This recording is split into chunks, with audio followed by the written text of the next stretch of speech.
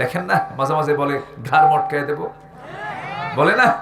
আচ্ছা, আবার কেউ কেউ বলে যে আসেন খেলা হবে, আসে না নাই বলেন তো?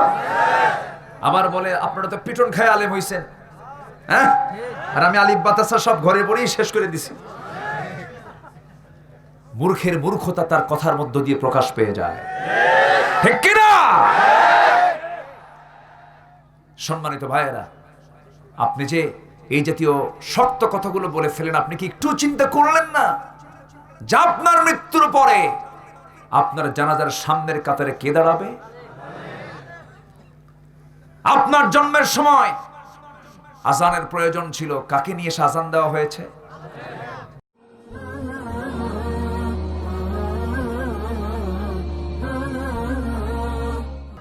ইন্নাল হামদালিল্লাহিল আকরামিল্লাযী খালাকাল ইনসানা ওয়া কাররামা ওয়া 'আল্লামাহু মিনাল বায়ানি মা লাম ইয়া'লাম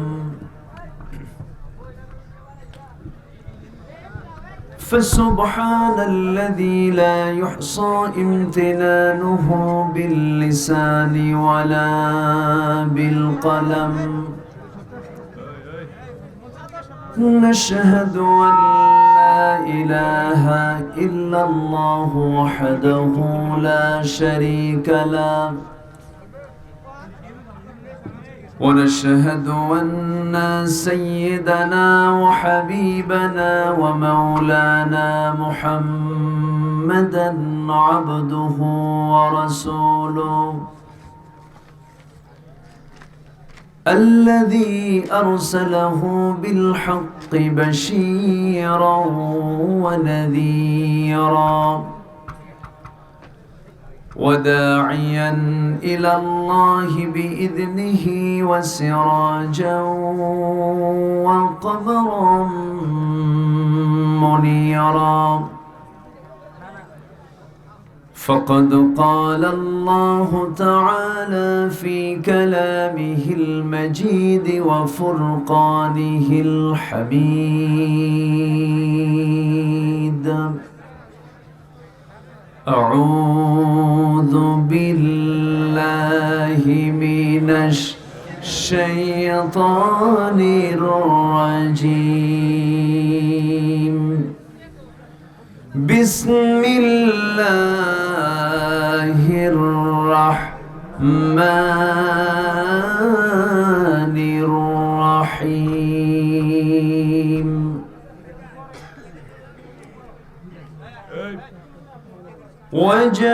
وجاهدوا في الله حق جهاده هو اجتباكم وما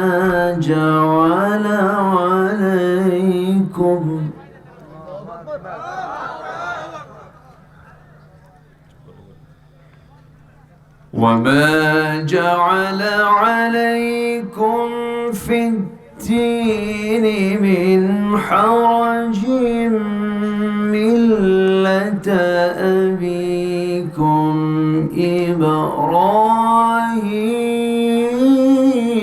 إبراهيم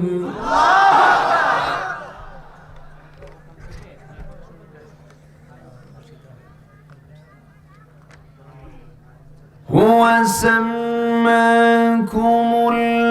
المسلمين من قبل وفي هذا ليكون الرسول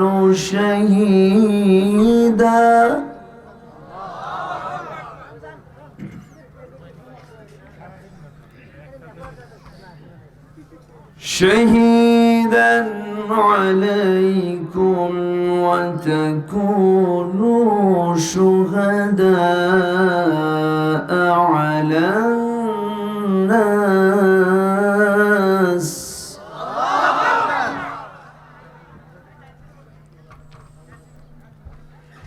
فأقيموا الصلاة وآتوا الزكاة واعتصموا بالله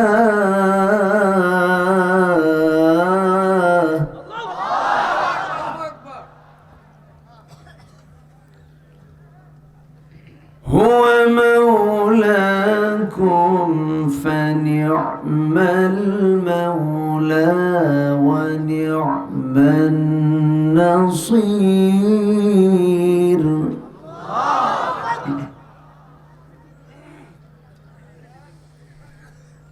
الله أكبر. بسم الله الرحمن الرحيم.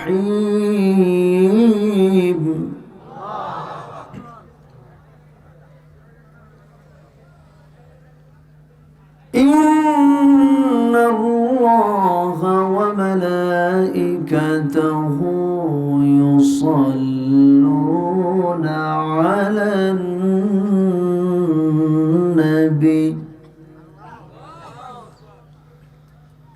يا أيها الذين آمنوا صلوا عليه وسلموا تسليما.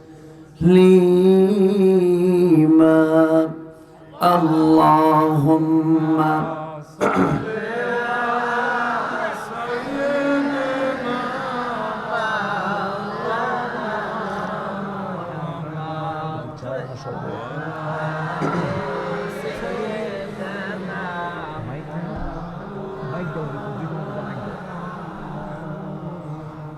একটু মহাব্বত দিয়ে নবীর প্রেমে মাতোয়ারা হয়ে জবান খুলে উচ্চ আওয়াজে সবাই বলুন আল্লাহুম্মা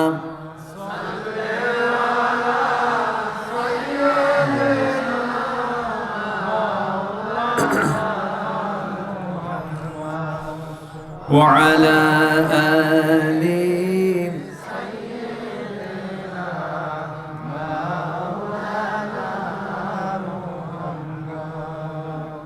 রসুল আমার ভালোবাসা, রসুল আমার ভালোবাসা, রসুল আমার প্রেম বিরহের মূল আলোচনা,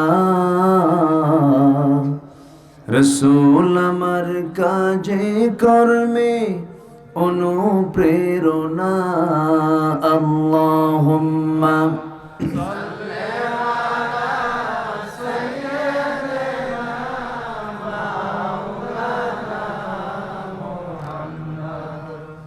وعلى آل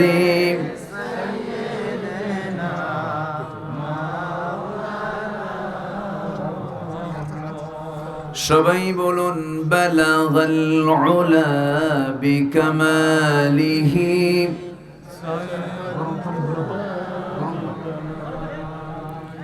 حسنت جميع خصاله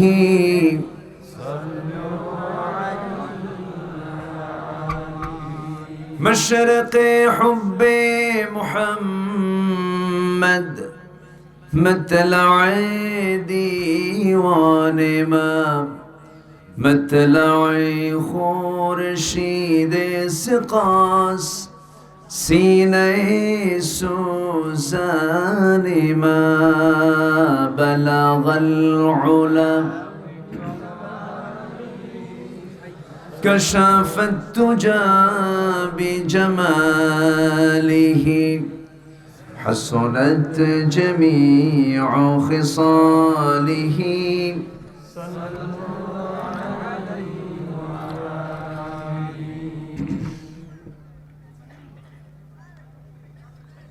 টাঙ্গাইলের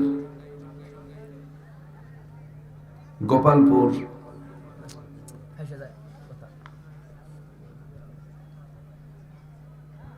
বনমালী দক্ষিণ পাড়া কেন্দ্রীয় জামে মসজিদ যুব সমাজ মাহফিল ইন্তেজামিয়া কমিটি কর্তৃক আয়োজিত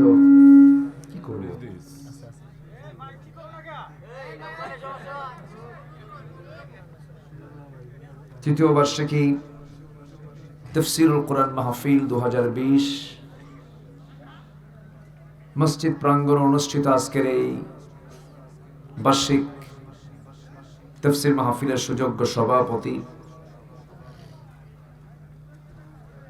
আজকের মাহফিলের বরেণ্য প্রধান অতিথি,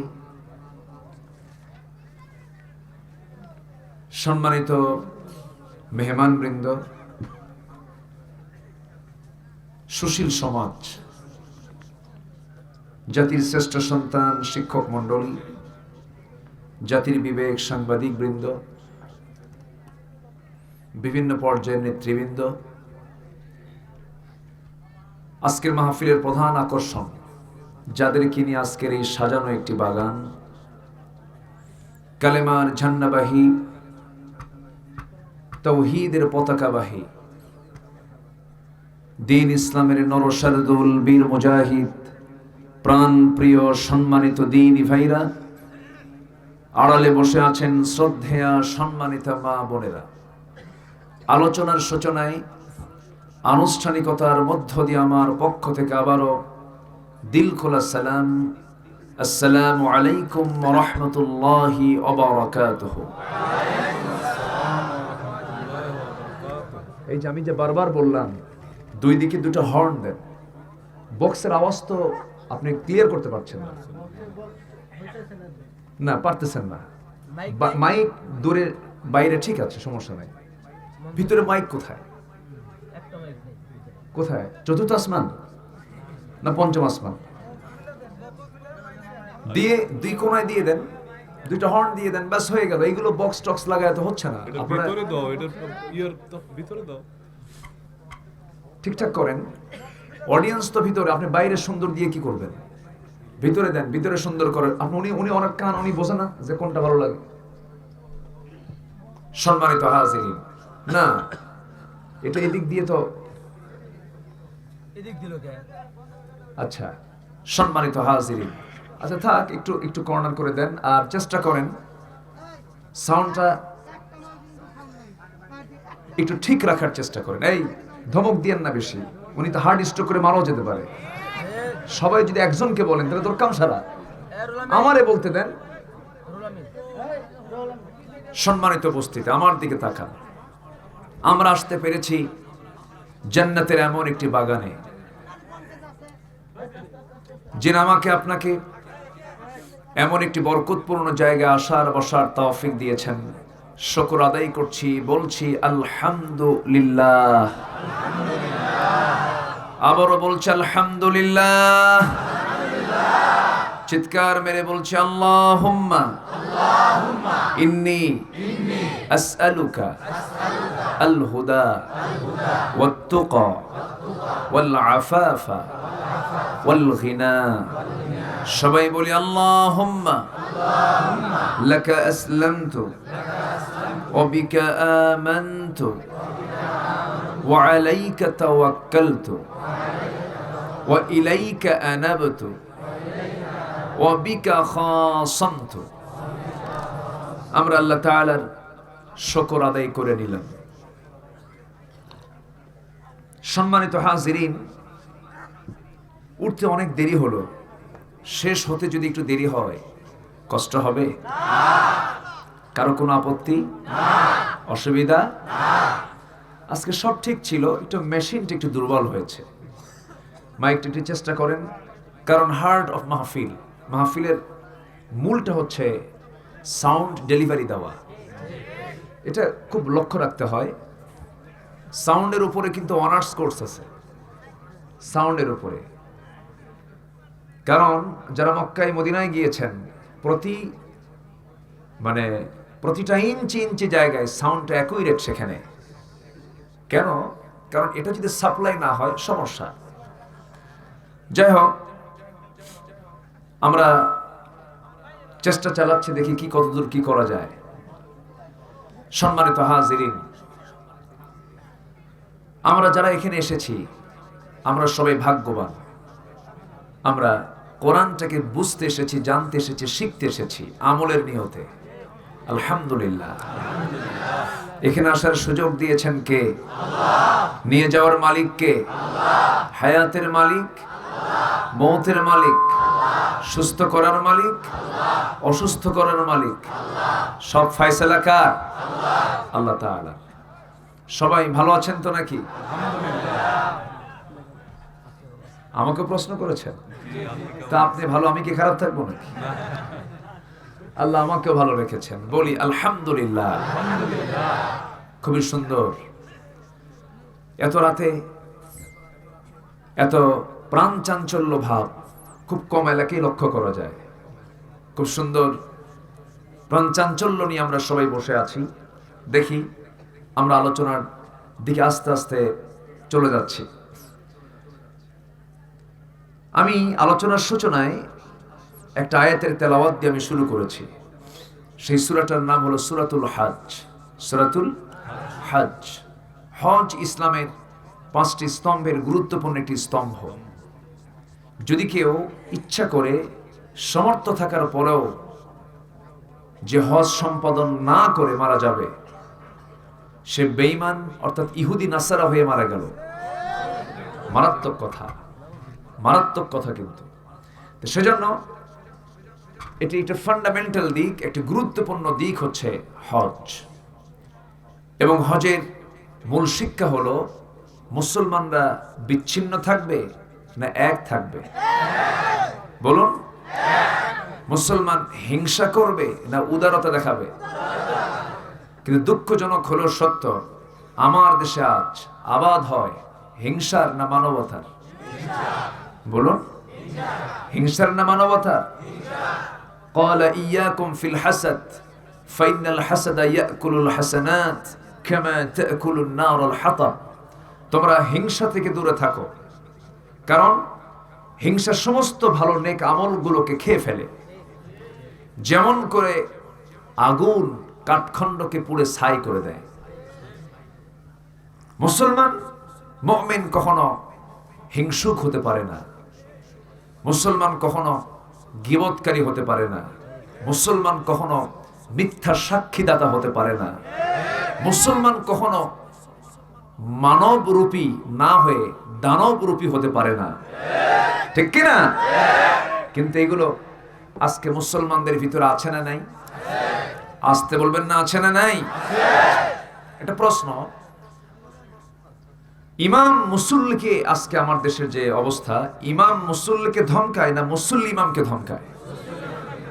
ভালো কাম তো, তাই না? হ্যাঁ, আচ্ছা। ছাত্র শিক্ষককে ধমকায় না শিক্ষক ছাত্রকে ধমকায়? ছাত্র শিক্ষককে ধমকায়, কয় স্যার এই কাজটা করতে হবে, নচেত কিন্তু বিকেলে খবর আছে। আছে না নাই? আসতে কোন কেন? আচ্ছা, এগুলো কি সোজা কাম না উল্টা কাম? আচ্ছা, এগুলো কি একজন মুসলমান করতে পারে? আচ্ছা। এরপরে আমার দেশে বাবা সন্তানকে ধমকায় না সন্তান বাবাকে ধমকায়? এরকম সন্তান তো নাই, আছে না নাই? আচ্ছা, এর মাঝেও কিছু ভালো আছে। আমি ভালো বলবো না, ভালো নাই তা না, আছে। কিন্তু কেন, কি জন্য, এর কারণটা কি? এর অন্যতম কারণ হলো, যখন জাতির ভিতর থেকে যখন আদর্শিক শিক্ষা যখন ঘাটতি চূড়ান্ত আকার ধারণ করবে, তখনই এই রূপটা নেবে। নৈতিক শিক্ষা পৃথিবীর কোন শিক্ষাই পাবেন না। নৈতিক শিক্ষা একমাত্র পাওয়া যাবে কোন কিতাবে? আমি এই মাইকে কথা বলা খুব কঠিন, শুধু আটকে যাচ্ছে দম, মানে কোনো কণ্ঠে, মানে আওয়াজের কোনো মিষ্টতা নাই, কর্কশ কর্কশ একটা আওয়াজ। আমি যে আমার আলোচনা করতেছি আমি নিজেও বুঝতেছি না, বিকৃত করে দিচ্ছে। যাই হোক, সম্মানিত বন্ধুগণ, একটু কান লাগাই আমরা। তাহলে অন্ধকার দূর করার জন্য কি দরকার? আলো দরকার। বাড়িতে চলে যাব, অন্ধকার রাত, মেঠো রাস্তা, আমি যাব, হাতে কি থাকা দরকার? আলোর দরকার, লাইটের দরকার। রাতের অন্ধকার দূর করার জন্য যেমন বাতির প্রয়োজন, আলোর প্রয়োজন, তেমনি আমার জীবনের অন্ধকার গুলোকে দূর করার জন্য আলোর দরকার।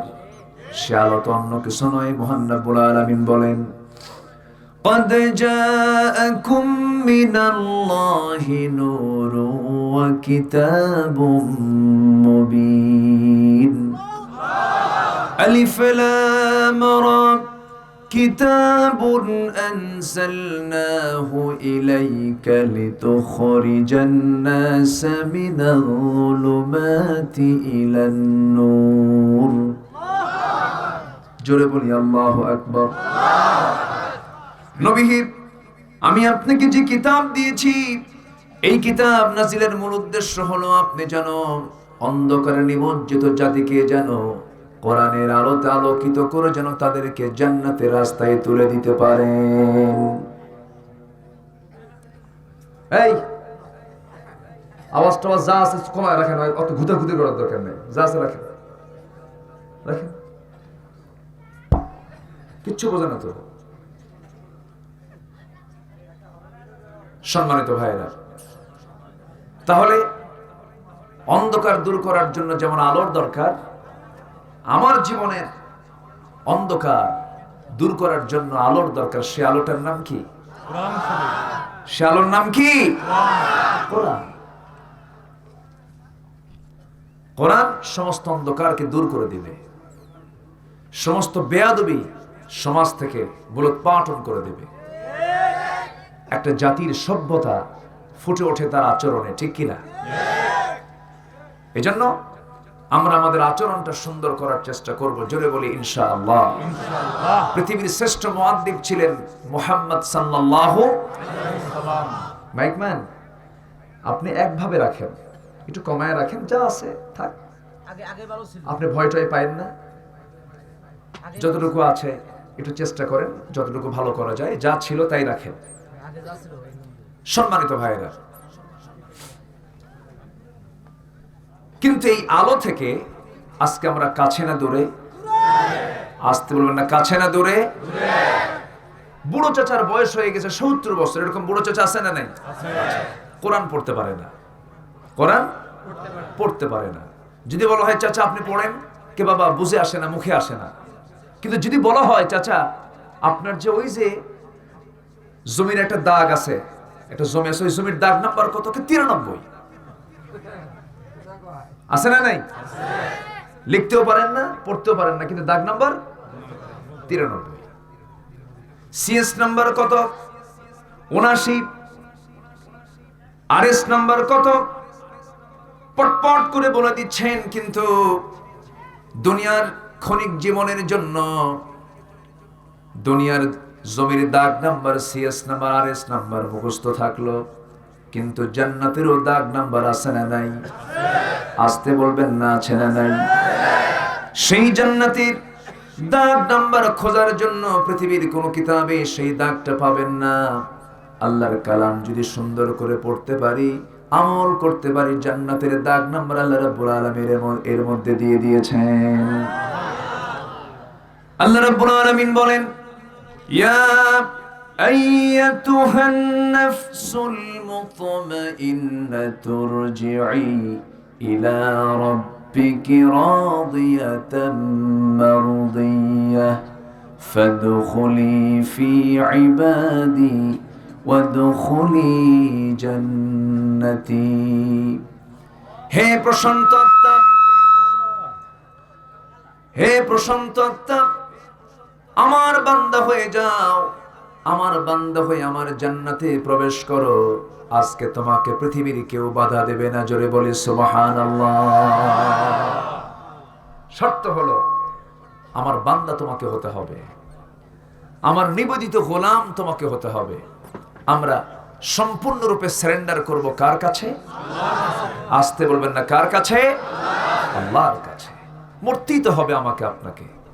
মৃত্যুর হাত থেকে রেহাই পাওয়া মানুষ পৃথিবীতে কেউ আছে? প্রাণ যার আছে তার মৃত্যু আছে না নাই? আছে। সম্পত্তি মানুষকে বাঁচাতে পারে না, তার বড় প্রমাণ করোনা দেখায় গেল। শীর্ষস্থানীয় 3টা বড় গ্রুপ, যমুনা তার মালিক মৃত্যুর সময় একটা মানুষকে খুঁজে পায় নাই। আকিস গ্রুপের আরেকজন কর্ণধার আমার অত্যন্ত কাছের মানুষ ছিলেন। আমি একদিন উজু বানাচ্ছি, উনি দেখি আমার জন্য সামনে তোয়ালে নিয়ে দাঁড়ায় আছেন। এত এত বিশাল ধনী মানুষ, কিন্তু খুব মুআদ্দিব ছিলেন। দেখি যে তোয়ালাটা ধরে আছেন, হুজুর আপনাদের খেদমতের জন্য খুব ইচ্ছা হয়। সেই লোকটা মমিন উদ্দিন, করোনা আক্রান্ত হয়ে তিনি দুনিয়া থেকে বিদায় নিলেন। এরসালম গ্রুপের আরেকজন কর্ণধার এই করোনার মধ্যেই বিদায় নিলেন।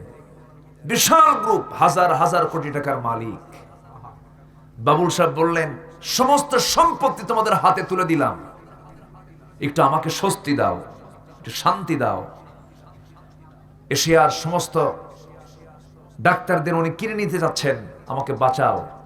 কিন্তু কেউ তো বাঁচাবে না, কে ছাড়া? আসতে বলবেন না, কে ছাড়া? এখানে একজন স্বনামধন্য ডাক্তার আমার ডান পাশে বসা, একজন মানুষ, বন্ধ করে দেন, একজন মানুষ মাথা থেকে, একজন ডাক্তার মাথা থেকে পা পর্যন্ত সব জায়গায় যেতে পারে, কিন্তু একটা জায়গায় গিয়ে ডাক্তাররা অচল হয়ে যায়, সেটা হলো রূহ। সেটা কি? কার নির্দেশে চলে? আসতে বলবেন না, কার নির্দেশে চলে? আল্লাহ। রূহের কাছে কোনো ক্ষমতা থাকে না, এই রূহ কারো নির্দেশ মেনে চলে না। ইয়াসআলুনাকা আনির রূহ কুলির রূহু মিন আমরি রাব্বি। হে রাসূল, আপনাকে রূহ সম্পর্কে প্রশ্ন করবে, আপনি বলে দেন রূহ তো কারো নির্দেশ মানে না, নির্দেশ মেনে চলে কার? আল্লাহ তাআলার। যেই রূহ, যেই প্রাণ আমার আল্লাহর হাতে, সে আল্লাহকে আমরা কেন ফাঁকি দেওয়ার চেষ্টা করি? আল্লাহকে ফাঁকি দিতে গেলে ফাঁকিতে আল্লাহ পড়ে না বান্দা পড়ে? কে পড়ে যায়? বান্দা পড়ে যায়। আমার বন্ধুগণ, এই তো মাইক ঠিক হয়ে গেছে, আলহামদুলিল্লাহ। দেখেন মুস্কি হাসি মারতেছে কি মাইক ম্যান? আলহামদুলিল্লাহ বলেন। আলহামদুলিল্লাহ। জাস ওহে রাখেন, বেশি গুতাগুতি করেন না। আর দাড়িটা থুয়ে দিয়েন, মুখে কিন্তু দাড়ি নাই, বুঝলেন? দাড়ি রাখতে হবে, হ্যাঁ, দাড়িওয়ালা হবেন। দেখেন এরকম করতেছে, কোন দিন যে দাড়ি রাখবে আল্লাহ জানে। জি, আল্লাহ কবুল করুন, জোরে বলি আমিন। উনি খুব টেনশনে ছিলেন, যা আছে বাস এহেলি চলবে, আমরা এখন চালাই সামনের দিকে। কিন্তু রাত তো অনেক হলো, সবকিছুর তো একটা যৌবন কাল থাকে। যেমন মাহফিলের একটা মানুষের যৌবন কাল হলো 25 থেকে 40 বছর, একটা ইয়াং টাইম, অনেক কাজ, তার এনার্জি থাকে। 40 যখন পার হয়, যতই খাক, যতই সে চেষ্টা করুক ভালো থাকার, থাকতে পারে না। কারণ চোখে তখন বেশি দেখে না কম দেখে? চামড়া টাইট হয় না ঢিল হয়? বসে কি বেশি হয় না খাটো হয়? খাটো হয়। মেজাজ খিটখিটে হয়ে যায়, বিভিন্ন রোগে আক্রান্ত হয়ে যায়। তো তেমনি মাহফিলের মূল যৌবনকাল হলো সর্বোচ্চ 9টা থেকে 11টা। সেই যৌবনকাল পার করে আমি উঠছে বুড়াকালে। এই কিছুক্ষণ পর বহু চাপ, নিম্ন চাপ, ঊর্ধ্ব চাপ, কত চাপ লাগবে। শীতকাল তো। তা আমি একটু সময় চেয়ে নিচ্ছি, আমাকে সময় দেওয়া যায় না? সময় দিতে রাজি আছেন তো? আমি তো গোপালপুর এসে গোপাল দেখলাম না, সব তো মুসলমান। গোপালপুর সব তো এখানে মুসলমান হয়ে বসে আছেন, বলি আলহামদুলিল্লাহ। জোরে বলি আলহামদুলিল্লাহ। একসময় গোপালরা ছিল হয়তোবা। তো যাই হোক, আমি যেখান থেকে তেলাওয়াত করেছি সেই সূরার নামটা কি বলেছি বলেন তো? হজ। হজ হচ্ছে ইসলামের 4th পিলার, 4 নম্বর পিলার। কয় নাম্বার? 1 নম্বর পিলার হচ্ছে কালিমা লা ইলাহা ইল্লাল্লাহ। নাম্বার 2 হচ্ছে সালাহ, নামাজ। নাম্বার 3 হচ্ছে যাকাত। নাম্বার 4 হলো হজ। নাম্বার 5 হলো রোজা, রমজান। কিন্তু আমরা রমজানকে নিয়ে আসছি নামাজের সাথে, আর যাকাতকে নিয়ে গেছি হলো সবার শেষে। যাকাত তো টাকা পয়সার ব্যাপার, তো 4টে করে ওটা না দিলেও চলবে। কি কথা বোঝেন নাই? এটা এই জন্য আমরা অর্থনৈতিক ফাংশনটাকে নিয়ে গেছি একদম 5 নম্বরে, কিন্তু আল্লাহ পাক অর্থনৈতিক ফাংশনকে রেখেছেন 3 নম্বরে, মিডিলে। ওর আগে 2টা পরে, বলেন আগে 2টা পরে 2টা, আগে 2টা পরে 2টা, মাঝখানে হচ্ছে যাকাত। যাকাত হচ্ছে মিডল পিলার। কেন জানেন? একটা মানুষের সবচেয়ে গুরুত্বপূর্ণ দিক হলো অর্থনীতি। একটা বিল্ডিং যখন গড়ে তোলা হয়, পাশের কলামগুলোতে রড বেশি লাগে না মাঝখানের কলামগুলোতে বেশি রড লাগে? পাশে না মাঝখানে? মাঝখানে। তো আল্লাহ পাক যাকাতটাকে মাঝখানে রেখে দিয়েছেন, কারণ এটা যদি ঠিক থাকে কলম ঠিক থাকবে, সবগুলো ঠিক থাকবে। সুবহানাল্লাহ বলেন। আজকে কি যাকাত ঠিক আছে? মোটামুটি সুদ তো আছে নাকি? সুদ আছে না নাই? সুদ খাওয়া কি? সুন্নতে সুন্নতে আবু জেহেল, সুন্নতে আবু জেহেল। আবু জেহেলের পদ্ধতি, সুন্নত মানে পদ্ধতি, সুন্নত মানে কি পদ্ধতি, এটা হচ্ছে আবু জেহেলের পদ্ধতি।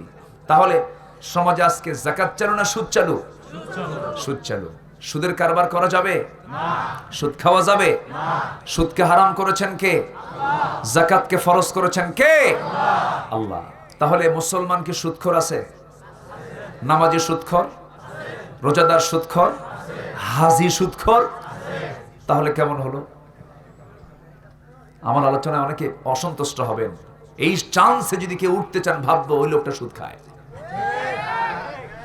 আমার আলোচনা কিন্তু আজকে আমি কথা বলি কাউকে সন্তুষ্ট করার জন্য নয়। সমাজের যে রোগগুলো আছে সেই রোগগুলো ধরার দায়িত্ব আমাদের। ডাক্তারদের দায়িত্ব হচ্ছে রোগী আসলে তার রোগীর কোন রোগটা আছে শনাক্ত করা। ওনাদের ট্রিটমেন্ট হচ্ছে দেহের ট্রিটমেন্ট, আর আমাদের ট্রিটমেন্ট হচ্ছে রুহের ট্রিটমেন্ট। ট্রিটমেন্ট তো সবই দরকার, আছে না নাই বলেন তো? সম্মানিত চিকিৎসক মহোদয়, গুরুত্বপূর্ণ সময়, ওনার তো সবকিছু নিয়ম মাফিক, উনি বসে আছেন, কত সমূল্যবান সময় তিনি দিচ্ছেন কোরআনের জন্য। আলহামদুলিল্লাহ। আমার এই ভাইটাও খুব ভালো মানুষ। ঘরের মধ্যে ঢুকেই আমাকে যে পরিমাণ সম্মান তিনি দেখালেন, আলেমদের প্রতি শ্রদ্ধাবোধ। আমি ন্যূনতম নগণ্য মানুষ, আলেমদের প্রতি শ্রদ্ধাবোধ একটু বাড়ছে না কমছে বলেন তো? সামাজিক ভাবে একটু বাড়ছে না কমছে? দেখেন না মাঝে মাঝে বলে ঘাড় মটকায় দেব, বলে না? আচ্ছা। আবার কেউ কেউ বলে যে আসেন খেলা হবে, আসে না নাই বলেন তো? আবার বলে আপনারা তো পিটন খায় আলেম হইছেন, হ্যাঁ? আর আমি আলিফ বাতাসা সব ঘরে পড়েই শেষ করে দিছি। মূর্খের মূর্খতা তার কথার মধ্য দিয়ে প্রকাশ পেয়ে যায়, ঠিক কিনা? সম্মানিত ভাইয়েরা, আপনি যে এই জাতীয় শক্ত কথাগুলো বলে ফেলেন, আপনি কি একটু চিন্তা করলেন না যে আপনার মৃত্যুর পরে আপনার জানাজার সামনের কাতারে কে দাঁড়াবে? আপনার জন্মের সময় আজানের প্রয়োজন ছিল, কাকে নিয়ে এসে আজান দেওয়া হয়েছে? সম্মানিত ভাইয়েরা, আমার রাসূল বলেছেন আমার ওয়ারিস হচ্ছে আম্বিয়া কেরাম, আলেমরা হচ্ছে নবীদের ওয়ারিস। জোরে বলেন সুবহানাল্লাহ। কোন মুস্তাহিদ ইস্তেহাদ করতে গিয়ে যদি একটু ভুলও করে, সে গুনাহ হবে না, তার এক গুণ সওয়াব হবে। যদি ভুল না করে দ্বিগুণ সওয়াব হবে। আলেমদের ঘুমের দাম জাহেলের ইবাদতের চাইতে বেশি। জোরে বলে সুবহানাল্লাহ। কিন্তু আজকে এইগুলো কেন হচ্ছে জানেন? আদব নাই, আদব ঠিক নাই। কর্মী নেতাকে ধমকায়, আছে না নাই? কর্মী নেতার সামনে সিএনএ ফিকি করে, আছে না নাই? আচ্ছা, কেন? এগুলোর মূল কারণ হচ্ছে আমরা আদব থেকে বঞ্চিত হয়েছি। কোন লোকের বাপ মারা গেল, বাপ মারা গেলে আমরা সেই সন্তানকে এতিম বলি, কিন্তু কবি আফসোস করে বলছেন, শোনো, যার বাপ মারা গেল সেই তো প্রকৃত এতিম নয়। লাইসাল ইয়াতিম মান মাতা ওয়ালিদাহু ইন্নাল ইয়াতিমা ইয়াতিমাল ইলমি ওয়াল আদাবি।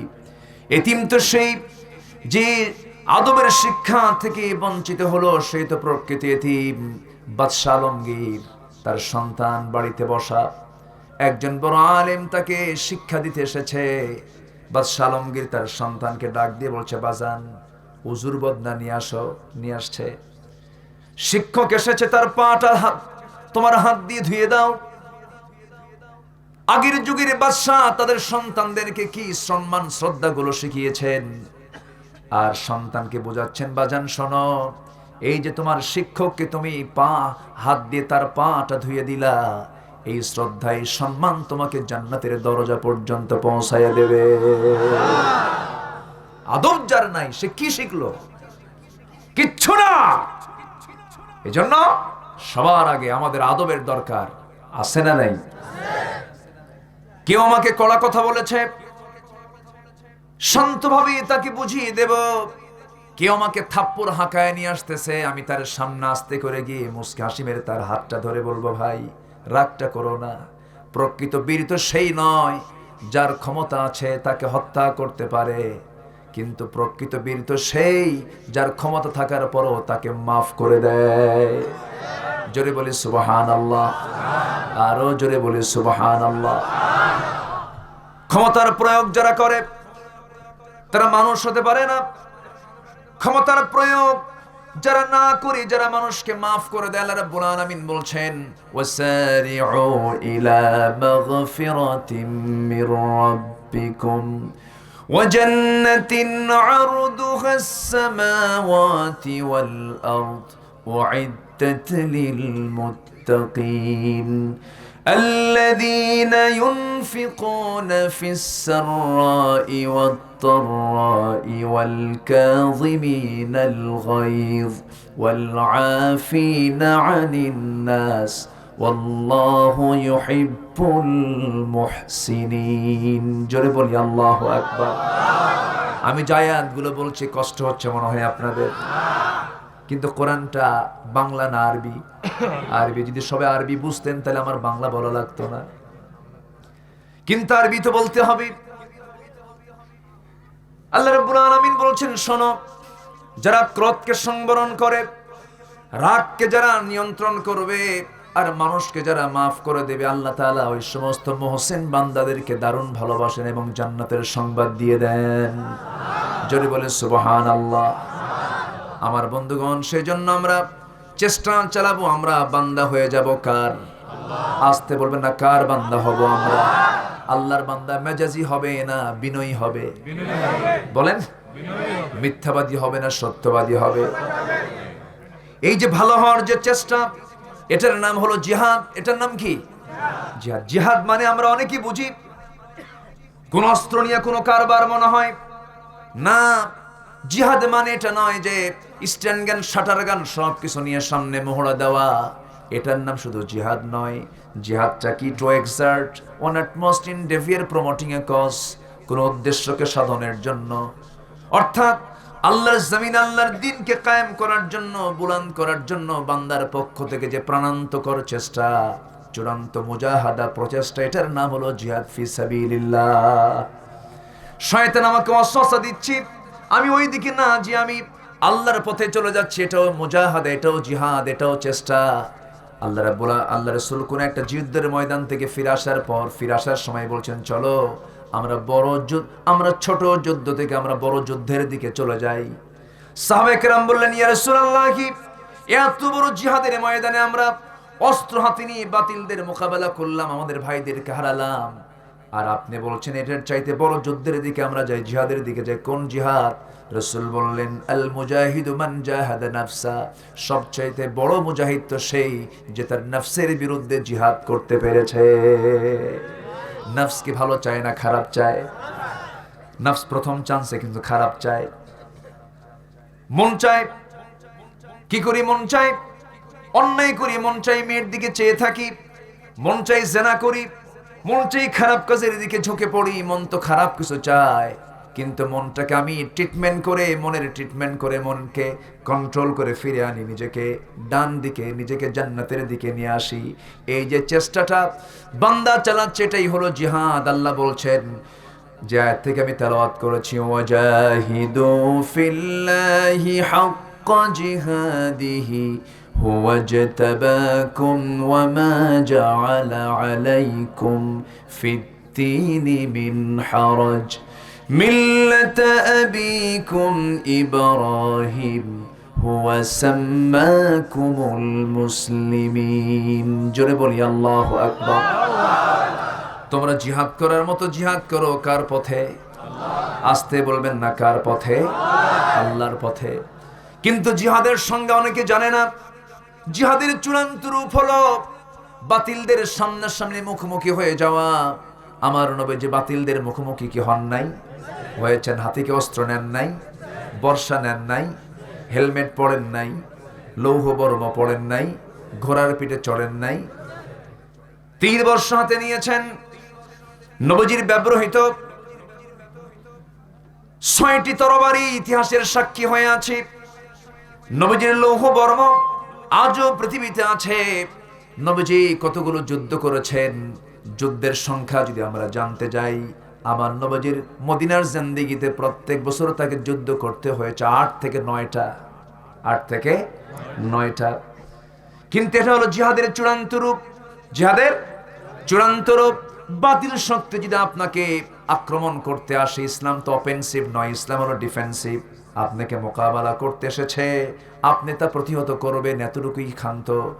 এই পৃথিবীতে সবচাইতে কম রক্তপাত নিয়ে পৃথিবী জয় করেছেন একজন ব্যক্তি, তিনি হচ্ছেন মুহাম্মদ সাল্লাল্লাহু আলাইহি ওয়াসাল্লাম। নবীজি অস্ত্রের জোরে এই দুনিয়ায় দিন কায়েম করেন নাই। নবীজি অস্ত্র দিয়ে যতটুকু না সফল হয়েছেন, তার চেয়ে বেশি সফল হয়েছেন উত্তম চরিত্র দিয়া। যেরকম সুবহানাল্লাহ।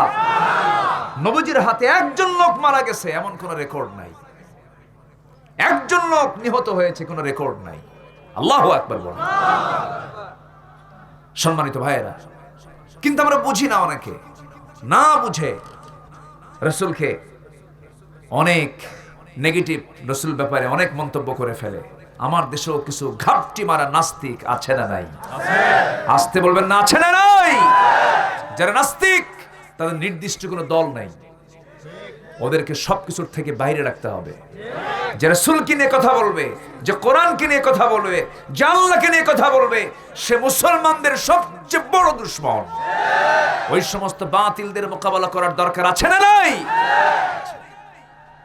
সম্মানিত ভাইরা, সম্মানিত ভাই সব, কথা অনেক আছে, একটু একটু করে বলতেছি। আর ভয় পাচ্ছি এত রাতে লোকজন থাকবে কিনা, কিন্তু আমার ভয়টা কেটে গেছে। লোকজন একজন উঠছে না, বরঞ্চ কিছু লোকজন আসতেছে। বলি আলহামদুলিল্লাহ, জোরে বলি আলহামদুলিল্লাহ। এই আয়াতে আল্লাহ রাব্বুল আলামিন 4টা কাজ করতে বলেছেন। কয়টা কাজ? 4টা কাজ। 1 নাম্বার কাজের বর্ণনা কেবল শুরু হয়েছে, আরো আছে কয়টা? 3টা। চলতেছে কয় নাম্বার? 1 নাম্বার জিহাদ। 1 নাম্বার কি? জিহাদ। নামাজে যেতে মন চায় না, নামাজে যাচ্ছি, এটা কি? বলেন বলেন বলেন বলেন। ওযু করা খুব কষ্ট, কিন্তু এরপরে ওযু করছি কেন? জিহাদ। এটা কি? জিহাদ, মুজাহাদা, চেষ্টা। পড়তে মন চায় না, এরপরও পড়ি, এটার নাম কি? জিহাদ। মন চায় একটু নোংরামি করি, ইয়াং যৌবন কাল চলছে, চোখের সামনে দিয়ে মেয়েরা ঘোরাফেরা করে, সামনে আসতে চায়, এরপরও আমি ওর প্রেমে সাড়া দেই না, এটার নাম কি? আরো জন, এটার নাম কি? নারী ফিতনা এখন আছে না নাই? কম না বেশি? কম না বেশি? সবচেয়ে বেশি হলো আজকে নারী ফিতনা। মা বোন আজকে মাহফিলে মনে আসছে অনেকে, মাদের নিয়ে আমি কিছু কথা বলবো। হয়তো বলবেন বোনেরা যে আপনি আবার আমাদের ফিতনা কি দেখলেন, আমরা কি সব খারাপ হয়ে গেলাম নাকি? হয়তো এরকম বলতেছেন। না, সবচেয়ে বেশি দাম তো মাদেরই, ইসলাম তো বলেই দিয়েছে। কিন্তু আজকে সবচেয়ে বড় অস্ত্র বানিয়েছে ঈমান ধ্বংসের ইহুদি খ্রিস্টানরা হলো নারীকে। মোবাইল আপনি পাবেন না। সলিমুদ্দিন কলিমুদ্দিনকে ফোন দিয়েছে, ফোনটা বন্ধ। যখন ফোন বন্ধ পায় তখন বলে দুঃখিত, এই মুহূর্তে সংযোগ দেওয়া সম্ভব হচ্ছে না। পুরুষ কয় না মহিলা কয়? তাহলে এখানে দেখেন ওয়াজ শুরু হয়ে গেছে মহিলা। আচ্ছা, আপনি 10 তলায় থাকেন, লিফটে চড়েছেন, আপনি ভিতরে ঢুকলেন, ঢোকার পর চাপ দিলেন, 10 তলায় নামবে, 10th ফ্লোর। পুরুষ না মহিলা? মহিলা। বড় বড় অফিসে রিসেপশনে বসে থাকে, আপনি ক্লায়েন্ট, ভিতরে ঢুকতেছেন, সামনে যে মহিলা বসা আছে, সেই মহিলাটা বসে কত সুন্দর করে অঙ্গভঙ্গি করে সেজে বসে আছে, সেখানে পুরুষ থাকলে কি অসুবিধা হতো? না। মেয়েকে বসিয়ে রেখেছে কেন? অঙ্গভঙ্গি করে, চুলটা ছেড়ে দিয়ে, চোখের ডিজাইন, ভ্রুর ডিজাইন, কপালে একখান কি টিপ লাগায়া, হাই হিল পরে, 3 পিস পরে, চোখ মুখ সব ফাঁকা রেখে, ডেকোরেট হয়ে আপনার সামনে দাঁড়ায় আছে। আপনি যখন ঢুকলেন, আসসালামু আলাইকুম, ওয়েলকাম, প্লিজ, আছে না নাই? আচ্ছা, তাহলে এই যে মেয়েদের দাম কি, সে কি রিসেপশনে বসে থাকবে? সে কি এই কাজের জন্য দুনিয়াতে আসছে? মেয়েরা চাকরানি না রাজরানী? বলেন বলেন। আর পুরুষ? পুরুষ কি? চাকর। আমরা কি করি? চাকরি করি না? আমরা কি করি? চাকরি করি। আমরা চাকর। আমরা কি? চাকর। আমরা কর্ম করতে হয়, আমাদের কাজ করতে হয়। আমরা চাকর, আমরা ব্যবসায়ী, আমরা অনেক কিছু করি, আমাদের কাজ করতে হয়, কাজ করে খেতে হয়। আর মেয়েরা রাজরানী, তাদের কোনো কর্ম করার প্রয়োজন, ও তারা যদি করে এটা অতিরিক্ত, তাদের সম্পূর্ণ জিম্মাদার হলো পুরুষ জাত। ঠিক কিনা? ইসলাম তাদেরকে এত সম্মান এত মর্যাদা দেওয়ার পরও মেয়েরা কয় না, চাকরানি আমরা রাজরানী হব না, চাকরানি হব। কি হব? হ্যাঁ করেন, আপনি চাকরি করেন, কিন্তু পর্দার কন্ডিশন আছে না নাই? আসতে বলবেন না, পর্দার দরকার আছে না নাই? আজকে মেয়েরা কি পর্দা করে? অধিকাংশ মেয়েরা কি পর্দা করে? এখন পর্দা করে, এখন মাস্ক লাগাচ্ছে। মাস্ক লাগায় না? এতদিন নেকাব লাগালে দমে নাকি মরে যায়। বলেছে ইসলাম নারীকে প্যাকেট কইরা এত জোর করে চেপে দিছে, সব ঢাকো। আমরা কি নাক মুখ বন্ধ করে কি মরে যাবো নাকি? এখন কই? এখন কোথায়? এখন তো মাস্ক ঠিকই লাগাচ্ছ। No mask no service. ভালো, মাস্ক লাগাবে না, কোনো সার্ভিস দেওয়া হবে না, ভালো কথা। আমরা স্বাস্থ্যবিধি মেনে চলবো। যদি বলা হতো তার সাথে আরেকটা স্লোগান, সংখ্যাগরিষ্ঠ 90% অধ্যুষিত বাংলার জনপদে এক একজন নেতৃত্বে যারা দিয়েছেন এই দেশ স্বাধীনতার 50 বছরে, একজন নেতা যদি দাঁড়িয়ে বলতেন নো সালাত নো সার্ভিস, বাংলার জমিন হয়ে যেত জান্নাতের টুকরা। কিন্তু এই কথা বলবে কে? কেউ বলবে না। কারণ বলবে না তো কেন বলবে না? নিজেরই নামাজ নাই, ঠিক কিনা? বড় বড় বোতল নিয়ে বসে থাকে। কথা বলবো আজকে, বলে যাব, যার গায়ে লাগে লাগুক, ঠিক কিনা? হক কথা বলে যেতে হবে। তো মরবো তো একদিন, তুমিও মরবা আমিও মরবো। তুমি যদি বাঁচতাম, আমি যদি বাঁচতাম না এরকম হতো, তাহলে না হয় একটা সিস্টেম করতাম, তুইও মরবি আমিও মরবো, খামাখা হক থেকে দূরে থাকার দরকারটা কি, ঠিক কিনা? কই যায়? হ্যাঁ, আসবেন আবার? আসবে ইনশাআল্লাহ। নিম্নচাপ কি হলো? বিদ্যুৎ চলে গেল। ও মাঝে মাঝে একটু হুমকি দেয়, বুঝলেন, যে আমরা কি অবস্থায় আছি। এই কি হয়েছে, কি খবর বলেন? যায় কেন? আনাকুম জানাকুম কেন? হ্যাঁ, বিদ্যুৎ অফ করে জেনারেটর চলছে। মাঝে মাঝে এরকম হুমকি দিলে তো সব ভয় পাবে। সম্মানিত ভাইয়েরা, অনেক প্রত্যন্ত অঞ্চল তো গ্রামের ভিতরে, তারা এত বড় মাহফিলের আয়োজন করতে গিয়ে একটু হচ্ছে, কিন্তু এটা হওয়া যাবে না। সবসময় এটাকে খুব খুব গুরুত্বের সঙ্গে দেখতে হবে। ম্যানেজমেন্টে যারা আছেন খেয়াল করেন। সম্মানিত ভাইয়েরা, একজন চলে গেছে, আবার দুইজন অ্যাড হয়েছে, বলি আলহামদুলিল্লাহ। যে নিম্নচাপ আসতেই পারে, কারণ এখন তো শীতকাল, যাওয়ার রাস্তা একটাই। গরমকাল হলে পরে নয় ঘাম ঘুম হয়, শীতকাল তো খুব কঠিন একটা বিষয়। বসে আছেন, কষ্ট নিয়ে বসে আছেন, একটু কষ্ট করে মনে হয় বসে আছেন। তো যদি অসুবিধা হয়, একটু নখটা একটু উঁচু করবেন, বলবেন, ব্যাস চলে গেলেন আস্তে করে, কোনো সমস্যা নেই। তবে দয়া করে কেউ ঊর্ধ্ব চাপে যাবেন না। ঊর্ধ্ব চাপ হলো বিড়ি খাওয়া চাপ। এ চাপ কিন্তু কম না। এ জাতি বিড়ি খাওয়া লোক কম না বেশি? কম না বেশি? বেশি। এই যে চেয়ারম্যান পদপ্রার্থী যারা, ইলেকশন আসলেই আগেই জনগণ বলবে, শোনো ভোট তো চাইতে আসছো, কয় প্যাকেট নিয়ে আসছো? কি আছে না নাই? আছে না নাই? আপনি ভালো করবেন কেমন? আপনি নিজেই তো ভালো না। কয় প্যাকেট আনছো আগে খাই, মাথা ঠিক করি, এরপরে ভোট দেবো কিনা চিন্তা করি। আছে না নাই? কি টান মারে কিছু কিছু চাচা আছে, 70 বছর বয়স, কি সুখ টান মারে। সে টান দেখে আর আকাশের দিকে তাকায়, মনে হয় যে ওদের সিদ্ধাতুল মুনতাহা পার হয়ে গেছে। আছে না নাই? চাচা টান মেরে লাঞ্চটা নষ্ট করে ফেললেন। লাঞ্চটা সুস্থ সবল দিয়েছিলেন কে? বিড়ি খেয়ে নষ্ট করলো কে? আল্লাহ। আল্লাহ নষ্ট করছে না? কষ্ট হচ্ছে আপনাদের? বিড়ি খাওয়া যাবে?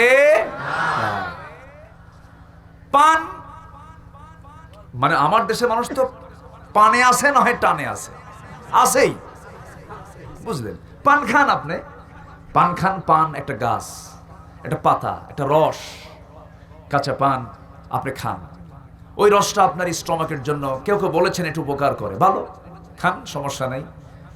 কিন্তু পান কিছু কিছু লোক আছে এত খাওয়া খায়, ডান গালে বাম গালে, 24 ঘন্টা বেতন 10,000, পান খায় 6,000। আছে না নাই? এত পান খায়, এবং সেই পান তো খাই ঘুমের মাঝেও, স্বপ্নের মধ্যেও আছে না নাই? এটা কি কথা? আপনি কি শুধু পান খাওয়ার জন্য দুনিয়াতে আসছেন? আছে না নাই বলেন তো? চেহারার ভিতরে, দাঁতের ভিতরে সিমটম প্রকাশ পেয়ে যায়, অথচ আমার নবীজির শেষ জীবনের আমল ছিল মিসওয়াক করে দুনিয়া থেকে বিদায় নেওয়া। মায়েশা বলেন, রাসূল যখন মারা যান তার সর্বশেষ চেহারা আমি দেখেছি, দাঁতগুলো মুক্তোর দানার মতো ঝিলিক মারতেছে। জোরে বলি সুবহানাল্লাহ। আর পান খায়া তরমুজের বিচির মতো ঝিলিক মারতেছে। আছে না নাই? কেন? এটা করা যাবে না। আচ্ছা, পান খান, সমস্যা নাই। সমস্যা কি? জানো দিক যান, কি সমস্যা? ও দেখা যাচ্ছে না। এই পিছনে আসো, আসো পিছনে। আমি জনগণের পক্ষে। হ্যাঁ হ্যাঁ, এদিক পিছনে দেখা যায়। এটি কি সরাই দেবো? বাঁশ বাঁশ বাঁশ সরাবো? আচ্ছা, বাঁশ থাক, সমস্যা নাই। আমার দিকে তাকান। আচ্ছা, পান আপনি খান, কিন্তু পানের সাথে আরো কিছু খাই। হাকিমপুরি রহমতুল্লাহ আলাই আছে না নাই? হাকিমপুরি পাইছেন কই? এটা কোন হাদিসে আছে? হ্যাঁ, হাকিমপুরের ভিতরে যে গাছ, বীরের মধ্যেও একই গাছ। কেউ পুড়ে খায়, কেউ ডাইরেক্ট মারে। আছে না নাই? এগুলো করা যাবে না। সকল প্রকার নেশাকে হারাম করেছেন কে? বিড়ি খাওয়া কি কোন? দেখছেন কি ফতুয়া মারতেছে? আমার দেশের বিড়ির ফতুয়া হলো 4 বিভাগে 4টা। ঢাকাতে মাকরু, বুঝলেন? সিলেটে হলো মুবাহ, খেলেও হয় না খেলেও হয়। আর রংপুরে হলো ওয়াজিব, আর চট্টগ্রাম হলো ফরজ। চট্টগ্রাম কি ফরজ? আসলে কি বিড়ি খাওয়া যাবে বলেন তো? যাবে না। মুসলমান কেন দুর্গন্ধ নিয়ে থাকবে? আমরা খাবো না। জোরে বলি ইনশাআল্লাহ। মোটামুটি আপনার বিড়ির বাজেট আর লাগবে না, ওয়াজ আজকে দিয়ে দিচ্ছেন। আচ্ছা, সম্মানিত ভাইরা, কষ্ট হচ্ছে আপনাদের? আচ্ছা, সবাই থাকেন, একটু কথা বলি। 4টা কাজ। আমরা জিহাদ করব কার পথে? নামাজ না পড়া? নামাজই তো বড় জিহাদ। নামাজ যার আছে তার সব কিছু আছে, নামাজ যার নাই তার কোনো কিছুই নাই। আমার নবীজি নামাজের খুব তাকিদ দিতেন। জিহাদের ময়দানে রাসূল করিম সাল্লাল্লাহু আলাইহি সাল্লাম মুতার প্রান্তরে মুজাহিদদেরকে পাঠাবেন। মদিনার রাসূল, মদিনা রাষ্ট্রের রাষ্ট্রপতি। রাসূল বললেন, শোনো, বদরে অংশগ্রহণ করেছি, উহুদে অংশগ্রহণ করেছি, খন্দকেও গিয়েছি। মুতার প্রান্তরে আমি যেতে পারছি না, রাষ্ট্রীয় কাজে ব্যস্ত আছে, আমি মদিনায় থেকে যাব। কারা কারা যাবে? সবাই নবীর সামনে হাজির হয়ে গেলেন। নবীজি 3000 সৈন্যকে সামনে রেখে, সাহাবীকে সামনে রেখে একে একে ডাক দিচ্ছেন, ও যায়েদ, আমার দিকে আসো, আমার পালক পুত্র যায়েদ, এদিকে আসো। সামনে দাঁড়ালেন। এরপরে বলছেন, আমার চাচুতো ভাই জাফর, আমার সামনে চলে আসো। নবীর পাশে দাঁড়ালেন। আব্দুল্লাহ বিন রাওহা, তুমি এইদিকে আসো, তিনিও দাঁড়ালেন। এই 3 জনকে দাঁড় করে দিয়ে বললেন, সাহাবীরা শোনো, আমার যায়েদ, আমি আমার পালক পুত্র যায়েদকে আমি মুতার যুদ্ধের 1 নম্বর সেনাপতি বানালাম। সে যদি শহীদ হয়ে যায়, 2য় সেনাপতির দায়িত্ব পালন করবে আমার চাচুতো ভাই জাফর। সেও যদি শহীদ হয়ে যায়, 3য় সেনাপতির দায়িত্ব পালন করবে আব্দুল্লাহ বিন রাওহা। এই 3 জনে যদি শহীদ হয়ে যায়, তোমাদের ভিতরে একজন তোমরা সেনাপতি নিযুক্ত করে নেবে। আমার রাসূল এই কথা বলার সঙ্গে সঙ্গে 3 জন সেনাপতির মুখ থেকে হাসির চেহারা ফুটে উঠতেছে। মুখটা হাস্যোজ্জ্বল হয়ে গেছে, মুখটা উজ্জ্বল হয়ে গেছে।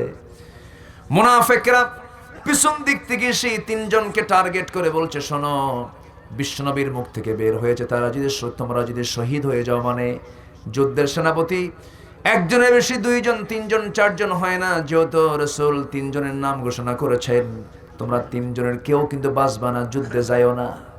এই 3 জন সেনাপতির সঙ্গে সঙ্গে বলে ফেলেন, মুনাফিকের দলেরা, তোমরা আমাদেরকে যতই শেখানোর চেষ্টা করো না কেন, যতই বোঝানোর চেষ্টা করো না কেন, আমার নাকের মধ্যে আল্লাহ রাব্বুল আলামিন আমাদের জান্নাতের গন্ধ ঢুকায় দিয়েছেন। জোরে বলে সুবহানাল্লাহ। সেই যুগে মুনাফিক ছিল কি ছিল না? আজকের সমাজে তো মুনাফিক নাই। আসতে বলবেন না, আছে না নাই? মুনাফিকের সবচেয়ে সহজ একটা পরিচয় হলো এই জায়গায় বলবে এক কথা, ওই জায়গায় গিয়ে বলবে আরেক কথা। এরকম লোক তো আমার দেশে নাই। যখন কথা সারতে না পারে তখন ইংলিশ মারে। এরকম লোক আছে না নাই? অশ্রাব্য ভাষায় কথা বলে, যখন ওয়াদা করে ওয়াদা ভঙ্গ করে। এই সমস্ত সিমটম হলো মুনাফিকের সিমটম। কিসের সিমটম? মুনাফিকের সিমটম নিয়ে আসা যাবে না। মুমিন কথা বলবে দুই জবানে না এক জবানে? এক জবানে। এই তিনজন সেনাপতি বলে ফেললেন মুনাফিকের দলেরা, আমাদেরকে তোমরা জিহাদের প্রান্তর থেকে দূরে রাখতে পারবে না। আমরা ঝাঁপিয়ে পড়ছি জিহাদের প্রান্তরে। রাসূল আস্তে করে যায়েদকে ডাক দিয়ে বলছেন, যায়েদ যাও তোমার পরিবারের কাছ থেকে বিদায় নিয়ে আসো। যায়েদ বলছেন, ইয়া রাসূলুল্লাহ, যাবো আর কোথায়? আপনি আমার বাবা, আয়েশা আমার মা, যাওয়ার কোনো জায়গা নেই। আপনি আমাকে বিদায় দিয়ে দেন এখান থেকে, আমি যুদ্ধের ময়দানে ঝাঁপিয়ে পড়ছি। তৎকালীন গোটা দুনিয়া রোমান সৈন্য, রোমানদের বিরুদ্ধে, রোমকদের বিরুদ্ধে সবচেয়ে চ্যালেঞ্জের একটা যুদ্ধ। যায়েদ বিন হারিস প্রস্তুতি নিয়ে নিলেন। আব্দুল্লাহ, এরপরে হলো জাফর বিন আবু তালেব, নবীজির চাচাতো ভাই। রাসূল বললেন, যাও পরিবারের কাছ থেকে বিদায় নিয়ে আসো। কয়েকদিন আগেই তুমি আবিসিনিয়া থেকে হিজরত করে এসেছো, পরিবারকে সময় দিতে পারো নাই, যাও। বাড়িতে ঢুকলেন, দরজায় ঢুকে ভিতরে ঢুকে সালাম বিনিময় করলেন, মুস্কি মুস্কি হাসি মারলেন। সন্তান দুটা দুই উরুতে রেখে, দুইটা ছেলে সন্তানকে রেখে স্ত্রীকে আস্তে করে ডাক দিয়ে বলছেন, স্ত্রী এদিকে আসো। আস্তে করে বসায় দিলেন। বসায় দিয়ে বলছেন, স্ত্রী শোনো, আমি তোমার সামনে যে বসে আছি, এই দেখাই হবে আমার জীবনের শেষ দেখা। তুমি আমাকে দেখবে আর আমি তোমাকে দেখব। আমি নিশ্চিত আমি মুতার যুদ্ধে চলে যাচ্ছি, আমি মনে হয় শহীদ হয়ে যাব। আমার জন্য তুমি দোয়া করো। স্ত্রী চোখে পানি টলমল করে, স্ত্রী কেঁদে কেঁদে বলছেন, আমার স্বামী গো, এই দোয়াটা আমি এখন করব না, কারণ সন্তানগুলো ইতিম হয়ে যাবে। এই সন্তানগুলো বাপ ডাকতে পারবে না। আপনি যুদ্ধে যান, যুদ্ধে যেতে বাধা দেব না, তবে আমি আপনার জন্য দোয়া করি, আল্লাহ আপনাকে গাজী করে যুদ্ধের ময়দান থেকে ফিরে আনুন। কি অনুভূতি দেখেন, কি তামান্না, কি জিহাদের স্পিরিট তাদের মধ্যে ছিল। ইসলাম তেমনি এমনি আসে নাই। আমরা জন্মসূত্রে ইসলাম পেয়েছি বলে আমরা সহজেই উপলব্ধি করতে পারি না। আমার ভাইয়েরা, জাফর বিন আবু তালেব সঙ্গে সঙ্গে স্ত্রীর বাম হাতটা চেপে ধরে টেনে কাছে টেনে আনলেন। তরবারি বের করলেন, তরবারির উল্টা দিক দিয়া স্ত্রীর হাতে আঘাত করলেন। আঘাত করে বলছেন, স্ত্রী, আমি তোমাকে তরবারি দিয়ে আঘাত করেছি, তোমার হাত কাটছে নাকি? না কাটে নাই। কেন কাটলো না? উল্টা দিক দিয়ে আঘাত করেছেন। সঙ্গে সঙ্গে জাফর বলছেন, তরবারির উল্টা দিকে আঘাত করার কারণে যেমন তোমার হাতটা কাটলো না, আজকে তুমি আমার জন্য যত দোয়া করবে সেই দোয়া আল্লাহর দরবারে মঞ্জুর হবে না। আমি নিশ্চিত আমি শহীদ হয়ে যাব, কারণ আমার আগে একজন সেনাপতি, পরে একজন সেনাপতি, মাঝখানে আমি নিশ্চিত আমি শহীদ হয়ে যেতেছি। তবে আরেকটা কথা, সত্য কথা বলে ফেলি, আমার স্ত্রী, আমি আমার নাকের মধ্যে জান্নাতের ঘ্রাণ পেতেছি। এই কথা বললেন। স্ত্রীকে সামনে রেখে, সন্তানকে সামনে রেখে ওই যে ঘর থেকে বের হলেন, দরজাতে বের হলেন, পিছন থেকে সন্তান দুইটা ছটফট করছে আর বারবার আব্বা আব্বা বলে ডাকে। একটা বারের জন্য তিনি পিছনে ফিরে তাকান নাই। যেরকম সুবহানাল্লাহ, ওয়াজাহিদু ফিল্লাহি হাক্কা জিহাদিহি। আমার ভাইয়েরা, জাফর বিন আবু তালিব যুদ্ধে ঝাঁপিয়ে পড়লেন। আব্দুল্লাহ বিন রাওহা দুপুরবেলা বিয়ে করেছেন, গায়ে বিয়ের সুগন্ধি, তার গায়ে নতুন পোশাক। রাসূল বলেছেন জিহাদের প্রান্তরে যেতে হবে সন্ধ্যাবেলায়। দুপুরে তার বিয়ে হয়ে গেছে। এমন সময় আব্দুল্লাহ বিন রাওহা নবীজির মুখোমুখি হলেন। রাসূল বলছেন, আব্দুল্লাহ বিন রাওহা, যাও পরিবারের কাছ থেকে বিদায় নিয়ে আসো। যখন বলা হলো, হুজুর আমি যাব না, না তুমি পরিবারের কাছ থেকে বিদায় নিয়ে আসো।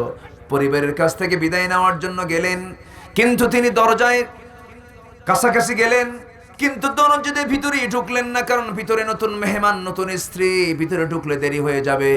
দরজার পিছন দিক থেকে, বাইরের দিক থেকে শিকলটা লাগায় দিলেন। লাগায় দিয়ে বলছেন, স্ত্রী, বাইরের দিকে শিকলটা লাগায় দিয়েছি, খোলার কোনো কায়দা নাই। আমিও ভিতরে যাব না, তুমিও বাইরে বের হতে পারবে না, কারণ সময় ক্ষেপণ হয়ে যাবে, যুদ্ধে যেতে দেরি হয়ে যাবে। আমি তোমার কাছ থেকে আজকে একদিন নয়, দুদিন নয়, চিরদিনের জন্য বিদায় নিয়ে এসেছি। আমার জন্য দোয়া করো, আমি যেন শহীদ হয়ে যাই, আর তোমার সঙ্গে দেখা হবে জান্নাতের সিঁড়িতে। যেরকম সুবহানাল্লাহ।